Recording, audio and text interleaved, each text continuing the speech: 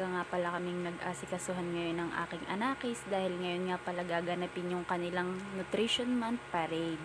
So, nagmamadali kami ngayon kasi mas maganda ng maaga kaysa late. By the way, yan nga palang costume niyang grapes ay nung nakaraan ko pa nagawa.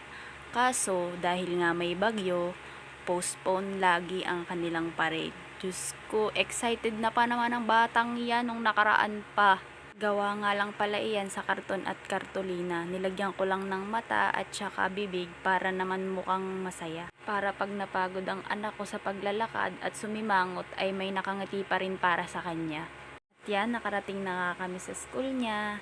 Diyos ko, pagpapapila pa lang ay hirap na kami. Pero very good naman, sumusunod kay mama at saka kay tita. Kailangan mo lang talaga ng mahabang pasensya pag gantong mga edad. Diyos ko po, mamumuti talaga ang pwedeng pumuti sa'yo. At iyan nga, nagsimula na silang maglakad. Diyos ko day, kailangan mo talagang hawakan sa kamay at baka tumakbo. Kalsada pa naman. Kamali nga kami ng pupuntahan kaya ayan, bumalik kami. Hindi nga namin nalibot yung isang eskinita. Pero ang sabi ng ma'am, hayaan na. Kaya ayan, nagpatuloy na kami maglakad at nagsisimula ng mabugnot ang mga bata. Gusto nang tanggalin ang mga costume.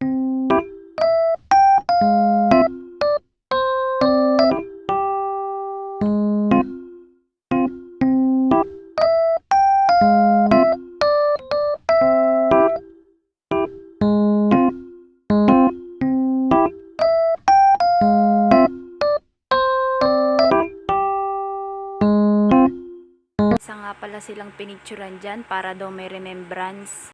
Talaga namang mapapapicture ka at ang cute ng mga bata. Dito nga po pala yan sa St. Mary Magdalene Church.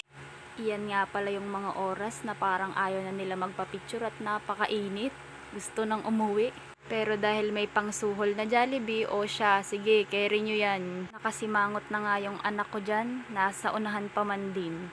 At pagtapos nga ng pagkakatagal na pagpipicture ng mga nanay ay sa wakas nakabalik na rin kami sa school nila. Hindi ko na nga pala nabidyohan yung pagbalik namin sa school at nabubugnot na yung anak ko. O siya, sa susunod ulit, salamat!